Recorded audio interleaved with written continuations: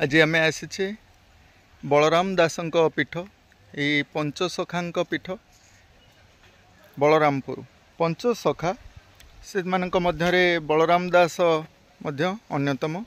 आस आम बुली देखा यज्ञर कार्यक्रम अच्छे से विषय जानिबा महंतों सह कथा हेबा ए विषय जानिबा। आस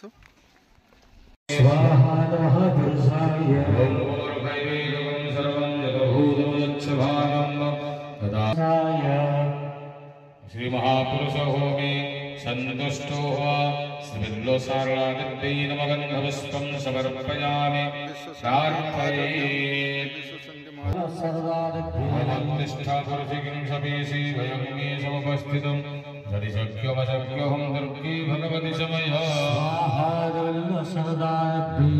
निष्ठा पुरुषिकिं सपेशि वयं मे समुपस्थितं यदि शक्यमशक्यहं दुर्गे भगवति बिल्लो साराला यज्ञर कार्यक्रम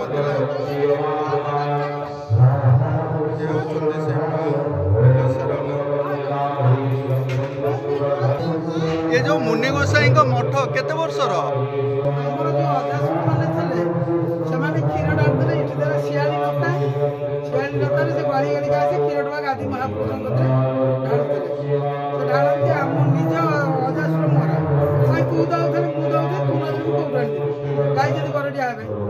आम मैंने आसिक गंजे टी आनी जान क्षीर टी ढाड़ी दे गाधी ढाड़ी देने समस्त कामना पुण्य राम सीता ये समय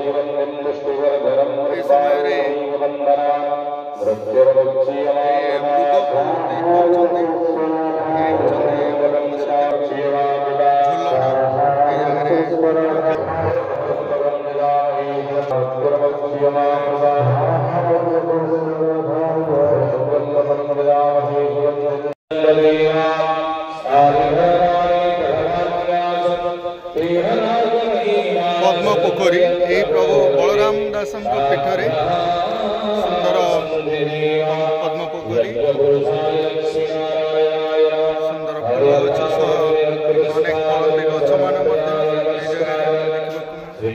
बलराम दासंक पीठ को आसी बलरामपुर आम जगतसिंहपुर जिलार कुजंग अंचल बलरामपुर ग्राम प्रभु बलराम दासंक नाम अनुसार ग्रामर नामकरण करा जायछि। ए विषय आम आलोचना रखिबा आसंतु। नमस्ते।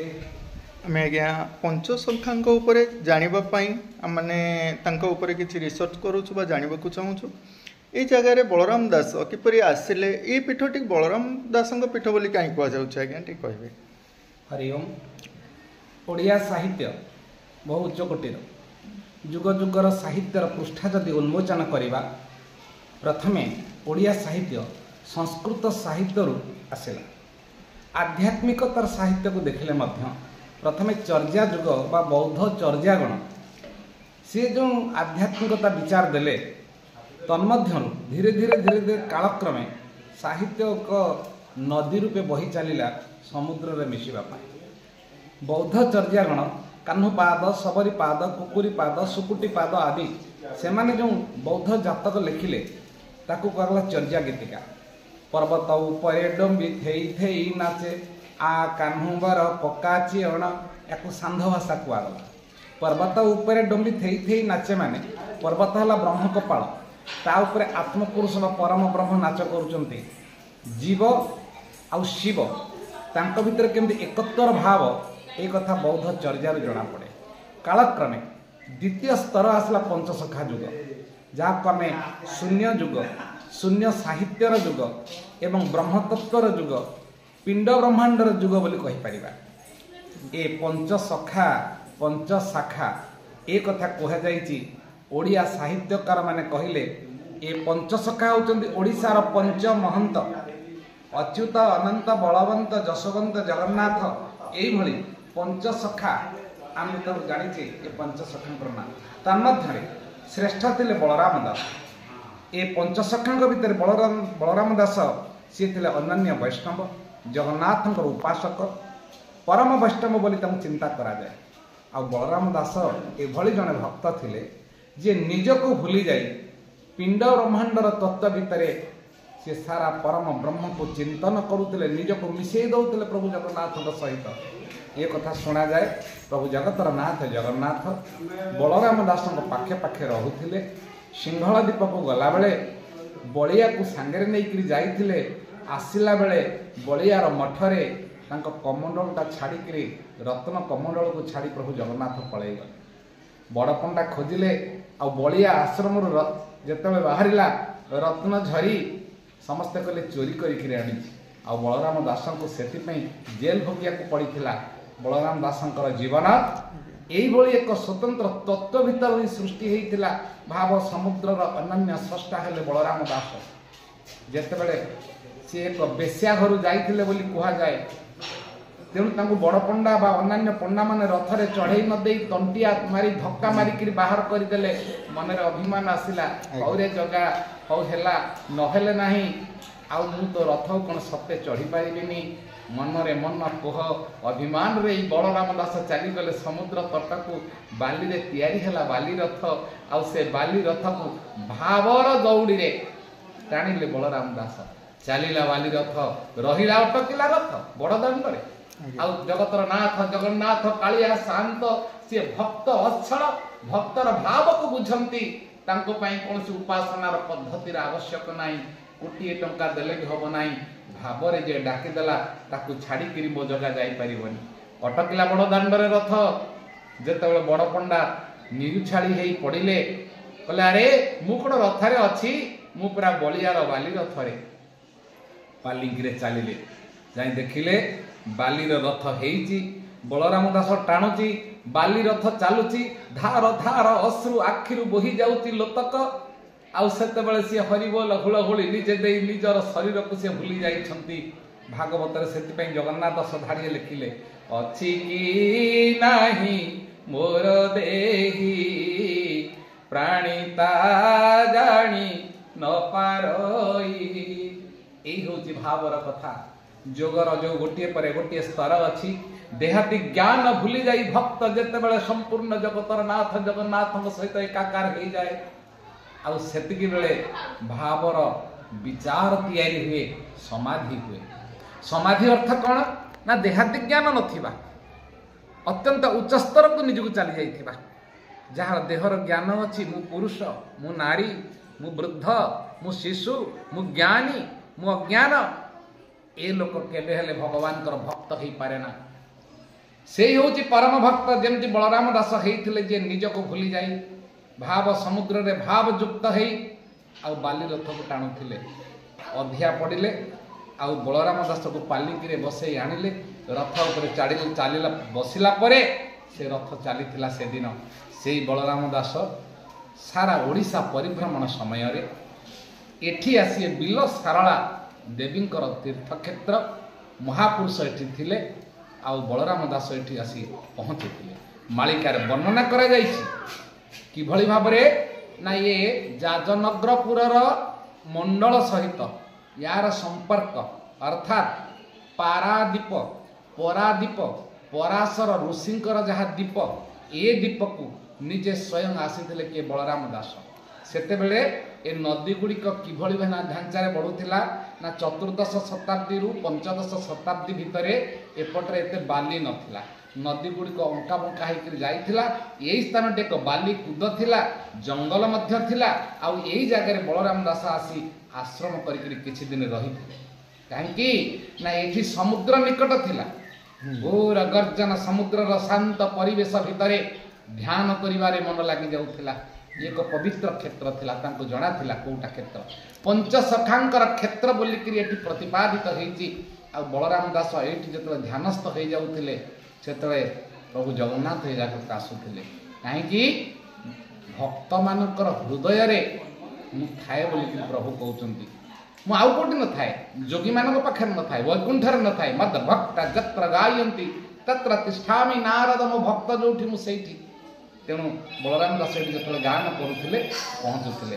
आउ केही प्रत्नतत्वविद एवं आउ केही केही मत दियंती बलराम दास लक्ष्मी द्वारा अभिशप्त होते लक्ष्मी की जो काणी बा टेरी बोली चिड़ाती लक्ष्मी गाली करती। अच्छा क्या चिड़े हम क्या गाली दे हम जी अति निजर हो माँ हो भौणी हो सांग हो बा समस्त विचार हो मो प्रभु जगन्नाथ हेले बहुत बड़ आउ पाखे लक्ष्मी अच्छा लक्ष्मी की प्रचंड श्रद्धा करुवर टेरी बोली कहती लक्ष्मी चिड़िकी प्रभु कहती प्रभु देख बलिया मत कौन कह रागिकी माँ से कहती किंतु प्रभु से हसी दिखती लक्ष्मी कहले हे बलिया तू अपंतरा पाटरे पड़िकी मरबू कही कहती अपंतरा पाट हूँ यही अंश जोठिकी संपूर्ण तीर्तलू आरंभ कर चेरी तोलू आरंभ कर बलरामपुर नामित होता कारण एक विराट पाट थिला गोटा पटरे महानदी अन्य पटरे समुद्र मझीटा संपूर्ण पाट थिला ये जगार जो बलराम दास पहुँचले शेष समय कथा कहुए से जापारे षड़चक्र भेद करती मृत्युर यथेष्ट पूर्वर से जापारती कहीं इला पिला सुषुमना तीन धारे जिते प्राणवायु गमन करे आते जोगी माने सन्थ मैंने जापारती मृत्युर यथेष्ट पूर्वर सिम्बलाइज्ड हो जाए जे मोर मृत्यु आसीगला बलराम दास जापारे चांद्रायण गति हो समय आसीगला लक्ष्मी कही तू अपंतरा पड़िकी मरबू कही कहती शशागरा पाट बोली किंतु यही जगार आम जहाँ चिंता करूँ ये स्थानर नामानुसार ये अंचल नामानुसार एक विराट पाट थिला ये जगार बलराम दास बसिक जापारे प्रभु को चिंता कले हे ठाकुरे सत्य कौन तुम्हें आसबनी भक्तर भगवान विकल होकर डाकुंट प्रभु टिके आस मु दर्शन करी प्रभु ध्यान रे बसीगले प्राणवायु धीरे धीरे ऊर्ध्व को उठिला मूलाधार चक्र नाभि चक्र हृदय चक्र कंठ चक्र जो आज्ञा चक्र रे पहुंची गले से थर हला प्रभु जगन्नाथ सिंहासन बाहरी पड़े लक्ष्मी कहले प्रभु तुम्हें कुआड़े बाहरीच ना मोर जन भक्त डाकुची ना मुझे सांगे जीवी ना ना आज हम मुझे तुमको नहीं जाता कि एठिक नेबी ना प्रभु जानी ए लक्ष्मी चिड़ती बलिया को देखिले नेबी ना कहले कहीं आज प्रभु मना कले कहले मुझे निश्चय जीवी से कहले कहले बलिया डाकुची तार शेष समय ना मुझे तो कहूँ जीवी बोली सी कहीदेला अपंतरा पड़िकी मरब ताकू पते कहीदे आसबि देख मो अभिशाप काम को लगे लक्ष्मी नारायण आसी पहुँची जाते आज्ञा चक्र दर्शन करुँच आखिर धार धार लुह बही जाऊँगी शेष बेले देवे दर्शन आज्ञा चक्र रे ठाई एतिकी मागुछि सागर आन लोड़ा मो नहीं ठाकुरे धन दरकार नहीं जन दरकार नहीं केवल सेतिकी मोर दरकार से सब टिके दर्शन देवे प्रभु आपण जदि आज्ञा चक्र थाई से दर्शन देदेवे भक्तर सब किसी पूर्ण हो आज बलराम दास से भली मन में भावना करी मो प्रभु टिके मत दर्शन दियो बलराम दास बसी दर्शन दे प्रभु जगन्नाथ शंख चक्र गदा पद्म दर्शन करुच्ची स्वयं नारायण कृतार्थ होली बोली चिंता करुच्ची समय लक्ष्मी कहला बलिया देखिलु शेष समय मत कही देख मो कथा है कि ना लो टेरी तू कौन देखिपारुनु जोटी मोर प्रभु स्वयं नारायण जोटी मोर माँ स्वयं लक्ष्मी विराजमान यही तो वैकुंठ वैकुंठ में जाऊँगी ये कथा कही प्राण छाड़देले धन्य धन्य प्रभु बलराम दास जी निजर स्थिति को निज को आनीपारती जी स्वयं जगन्नाथ भक्तिर भाव में निज कतिकी आनीपारती से ही होती बलराम दास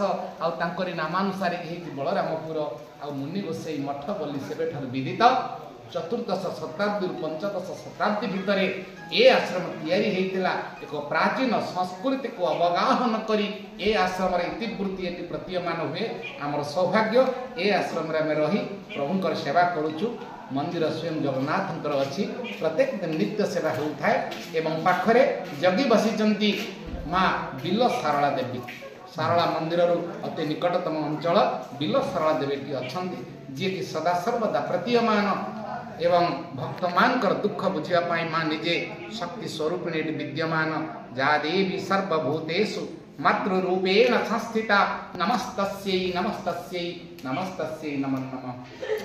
ये आम पीठरे आपण मान स्वागत माँ कल्याण करंतु प्रभु जगतर नाथ जगन्नाथ समस्त कल्याण करंतु पुत्रार्थ की पुत्र दियंतु धनार्थ की धन दियंतु, विद्यार्थ की विद्या दियंतु, आनंदार्थ की आनंद दियंतु, मुख्यार्थ की मुख्य प्रदान करंतु। जय जगन्नाथ, जय जगन्नाथ, जय जगन्नाथ। मालिकार जहाँ सब वर्णित अच्छे जे कलिर अंत समय कल्कि आसवे, कला घोड़े चढ़ी आसवे, हाथ में खड्ग धरी मेलछ संहार करेंगे, तापर कौन कहे आज्ञा? स्वामी श्रुति सागरानंद सरस्वती मालिका संबंधी जो प्रश्न है, प्रथम आम मालिका को बुझा दरकार। अवश्य विभिन्न टीकाकार माने मालिका को केतक जगह विकृत करी कहउछंती, किंतु ये कथा सत्य पंचसखा जुगीय जो मालिका थिला एवं तापरे आमर हाड़ीदास छतियार से मध्य मालिका सृष्टि कले। ए मालिकार अर्थ है कौन ना, जहाँ भवितव्य जहाँ घटिब से संबंध रे अच्युतानंद बलराम दास तथा तार परवर्ती अवस्था जो मैंने अवतार नहीं हाड़ी बंधु हाड़ीदास कथा भी चिंता करें।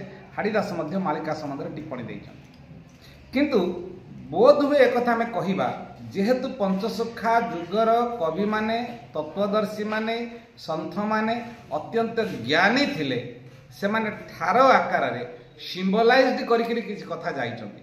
जो कथा को भक्त जमिति ता हिसाब रे बुझुची से सेही हिसाब रे फोरकास्ट करूछन्ति, किंतु प्रकृत रे आमे केबे हेले पर्टिकुलाली कहि परिबानी, किंतु मालिका वचन सत हे आसुची। से माने जहाँ जहाँ सिंबलाइज्ड करथिले ए महाबात्यार घटना ठू आरंभ करी ए पर्यंत जहाँ जहाँ स्थिति अच्छी आमे ताको अनुभव करी करी आसुचे। एबे तो सीधा सड़क युद्ध लगी रही चारिआडे, आ वर्तमान तो भारत सहित पाकिस्तान युद्ध दीर्घ 3 दिन धरिक चली। आ मालिका वचन सत हब, विश्व गुरुर आसन रे भारत वर्ष बसिब, ए कथा ही सत्य। कहीं ना भारत होची धर्म भूमि, कर्म भूमि, पुण्य भूमि, मोक्ष भूमि भारत वर्ष। भारत अद्वितीय, हिमालयात समारभ्य जावत हिंदू सरोवरं तंगदेवं निर्मितं देशं हिंदुस्थानं प्रचक्षते।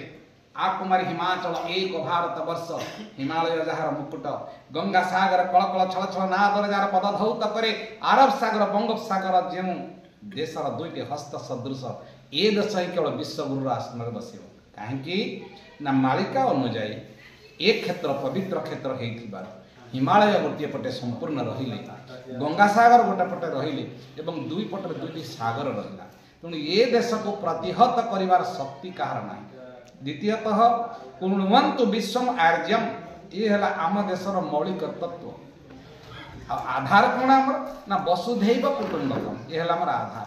तेणु अच्युतानंद दास बलराम दास सी मालिका आगत भविष्यत कथा जहाँ कही जे गोल हम परस्पर लोक मैंने विधर्मी माने माड़ी आसवे, जगन बोली कहुई। जगन माने जहाँ आम बर्तमान मुसलमान बोली कहुचे, जे एठी भारतीय मुसलमान को जगन कहनी, कहीं दे आर कन्वर्टेड, से माने हिंदू मुसलमान। बाहर जगन माड़ी आसवे, जो समय आसी बर्तमान वंशधर किसी अच्छा बाहर जे मुसलमान कंट्री जेते अच्छा से माने माड़ी आसी आक्रमण करियो भारत उपरे, किंतु भारत समस्त प्रतिहत करियो। शेष हम कौन ना भारतर विजयी हम।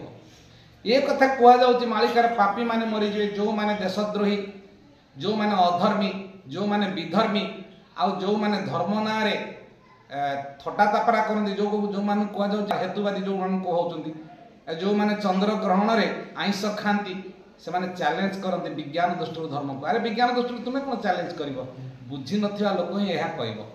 वर्तमान विज्ञान तो तार topmost latest science God particle बाहर कले डॉक्टर अब्दुल कलाम। तेणु जदि विज्ञान शेष सीमार गॉड पार्टिकल की स्वीकार करुचंती, ताले मालिका मध्य स्वीकार करुची एवं विज्ञान मध्य तार स्वीकार करुची। गोटे ग्लोबल वार्मिंग बढ़ुची हे विज्ञान मत, मालिका ताही कहूची भीषण गरम बढ़ी भैरव डाक देव, अर्थात कौन हाहाकार डाक देव। आज युद्धर डाकर आसी साइरन बाजुची, ताहा ही होची भैरवर डाक। आज जो साइरन बाजुची, साइरन शब्द शुणिले हृदकंप जात होची शत्रुर। तेणु सेतेबेले शत्रुर विनाश घटिब। जो माने आम देश रे जवन अछंती बा जो माने विधर्मी अछंती, राष्ट्रद्रोही अछंती, तापर विनाश घटिब सुनिश्चित कथा। तेणु मालिका वचन सत हब।